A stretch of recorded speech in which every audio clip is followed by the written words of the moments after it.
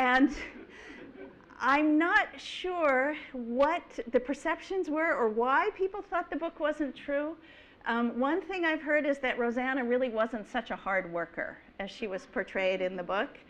There are other details, I think. There are bits of history that don't line up, church history and other things. In giving one of these lectures in Western Pennsylvania, a gentleman, J. Lorne Peachy, told me that his grandmother in Big Valley forbade them to read the book, and in fact forbade them to read any fiction. And he thinks that her reaction to fiction of any kind was influenced by her disgust with the inaccuracies that were in Rosanna of the Amish. These days, no one living, there really are so few people living who remember the time represented in Rosanna of the Amish. And few people even remember the trouble that Yoder caused in that community. So typically, the book is warmly received. And I was giving this lecture at Lock Haven, at the public library in Lock Haven a few weeks ago, and someone there said, oh yes, his Amish neighbor has a child named Rosanna, who was named for Rosanna of the Amish. So attitudes about the book have changed over time. But we need to remember that Rosanna died in 1895. Little Christ, J.W.'s father, died in 1915. So Yoder was writing about a community that kept very few written records. And in the late 1930s, he was in his 60s, relying on his own memory of oral tradition, of things that happened at least 50 years earlier. He simply had no way of knowing much of what appears in the book, and it looks like he didn't choose to research many of the events. For example, he describes his grandparents' decision to leave Ireland in the early 1800s, emigrate to Scranton, and then travel by train to Bellefonte, Pennsylvania, where they met with a local Catholic priest. S. Duane Kaufman, a historian of the Big Valley Amish and Mennonite community, has noted that Scranton didn't exist as a town before 1838. There was no train service to Bellefonte at that time, and no Catholic priest by the name Yoder uses. There are no baptismal records for Rosanna's older siblings in the Catholic Church in that region. Moreover, Kaufman's research in the public records, taxes, and census reveals that those siblings may more likely have been aunts and uncles. Recently, Kaufman said he's found at least 50 instances in the book where details simply don't line up with the historical fact. As a historian, he finds this very frustrating. George Robecker, a scholar of Pennsylvania Dutch literature, wrote in 1942 that Rosanna of the Amish is a truthful and accurate representation of Amish life because it was written by an Amish man, Joseph Yoder, and Amish people never lie. So, the authenticity of the book is linked to the authenticity of the author. Yet, one Amish reader writing a letter to the Amish newspaper, The Budget, was puzzled to see an advertisement for the book with a photograph of Yoder, claiming to be an Amish man. Aren't photographs forbidden for Amish people, the writer asked? And we have quite a few photographs of Yoder. He, in fact, appears to enjoy posing for photographs.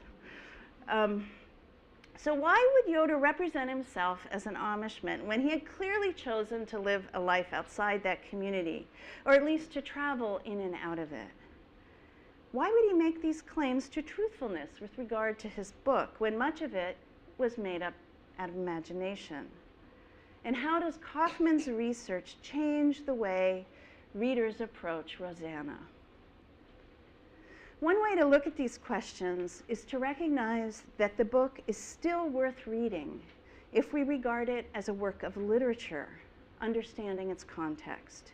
It may not be entirely accurate to the historical record, but as a work of literature made from memory, Yoder's own memories and the memories of his parents and community, It seeks to make meaning from past events, and it asks us to confront our own assumptions about the Amish people even today. Yoder's representations of everyday Amish life and language are more accurate than the fictional representations of his time. And by claiming to write a true story, Yoder confronted many of the negative stereotypes that those books advanced. Rosanna of the Amish leaves us with valuable, detailed descriptions of customs and everyday life from the early 20th century. And the story of Rosanna's life remains a popular tale, still in print, with more than 475,000 copies sold, while those local color novels have long gone out of print. We do know something about Yoder's intentions in writing Rosanna of the Amish. He wanted to honor his mother. He wanted to present his people in a positive light, and he wanted to make a little income for his retirement years. He succeeded on all counts. But I wonder where this leaves us as readers of a book that claims to be true. Tracy? I thought it was interesting that his motivation to write the book was partly to correct incorrect assumptions that other writers had made. And so he became supportive of the Amish, but then you said that later in his life he became critical of them. Could you talk a little bit about that switch in attitude? Yes, it's an interesting and it was to me troublesome development to look at. And I traced it not only in his public writings, but also in his personal correspondence with many Amish ministers and bishops from the home community. I think what happened is that he wrote Rosanna of the Amish for the world, for the people out there. And the success of that book turned him into an author. Up to that point, he'd been a public person, a musician, a singing instructor, but he hadn't been an author. And so here he was in his 60s and suddenly got this sense of authority and realized what books could do and how books could speak and how they could carry messages. And so he turned that, he personally was very much formed by his time here at Juniata College. He was very influenced by the Church of the Brethren, although he never joined the church, because M.G. Brumbaugh, who was an instructor and then became a president at Juniata, and also was a governor of Pennsylvania during World War I, was his mentor. And M.G. said to him, "You need to stick to your own people." So even though Joseph Yoder's heart was really with the Church of the Brethren theologically and culturally, he retained his membership in the Amish Mennonite Church in Big Valley. But a lot of those ideas of progressive Christianity, ideas like assurance of salvation, different ways of reading the Bible, ideas about emancipation for women and others, he wanted to share with those communities because he thought he was right. And he had this kind of courage of conviction and didn't have much of a sense of cultural relativity. And so he, as a strong author, he turned that work on the people in his background, and that ended up being very disruptive and sort of broke his heart at the same time. Julia, maybe you could speak to recent controversies as it relates to personal memoir, like Angel at the Fence, which was not even published, and it was discovered that some of the central events were not deemed to be true. How is that similar or different to Rosanna of the Amish and Yoder's work? I think in some ways it's similar because these books, Angel at the Fence, A Million Little Pieces, are books that are where the authors are presenting something they know to be maybe only partly true and marketing it as fact. So in that way there's a resemblance. Although I think readers now are very sophisticated and there's a different reading audience and people bring different expectations to nonfiction. than they did in Yoder's time. That said, it's also the case that publishers right now recognize that nonfiction books sell much better than fiction books. And so publishers often defend authors, and they use the term memoir in a very slippery way. A memoir, they say, is a book that is a work of memory. And memory, we can all say, is unreliable. However, those books were really works of imagination. And so I think there's an integrity issue there with the author. Yoder, in one letter, in Yoder's correspondence with John A. Hostetler, who was a graduate student at Penn State in the 1950s, he became a sociologist who studied the Amish. John wrote to JW and said, could you verify some of these details that you've included in Rosanna's Boys?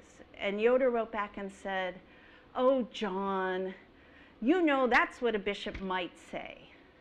So he wasn't holding himself to the kinds of standards that the graduate student at Penn State was. I was privileged as a young teenager to meet Joseph Yoder. He was living on Mifflin Street with his wife. My parents were ministers in the Church of the Brethren, the old German Baptist Brethren, and of course the Church of the Brethren and the Mennonites often worked together. And my mother was particularly interested in his music, and I'm sure that was the reason that we went there. And they may have been inviting him to come to our church for a revival meeting or a hymn sing or something like that. And there was a connection too with Juniata College because my parents both went to Juniata. So I feel very honored that I did get to meet him, probably in the late 40s. Thank you. Julia, you have given us so much to think about in this presentation. What would you like us to take away from your talk? I think just a sensitivity to the complexity of genre when you're looking at a book, and an understanding that works of the imagination and works of memory really often fill in the gaps of our understanding of the historical record. And we need to consider both, and we need to value both. Julia, thank you for an eye-opening lesson and for raising some very important questions about fact and fiction when it comes to memoir and the role that memory plays in the creation of a memoir. You've given us a lot to think about.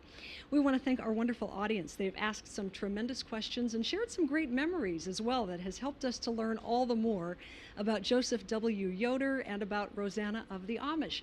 We want to thank the Huntington County Arts Council for hosting such a wonderful event and giving all of us an opportunity to learn something new about our surroundings.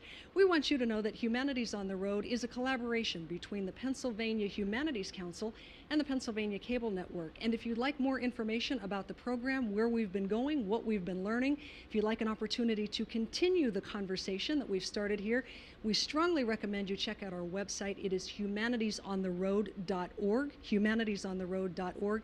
There's also some great bonus material there, some behind-the-scenes interviews, and just some great opportunities to learn what we've been up to with Humanities on the Road. We hope you have enjoyed this program, Rosanna of the Amish. We want to thank everyone involved. I'm Tracy Mattisek. We'll see you next time.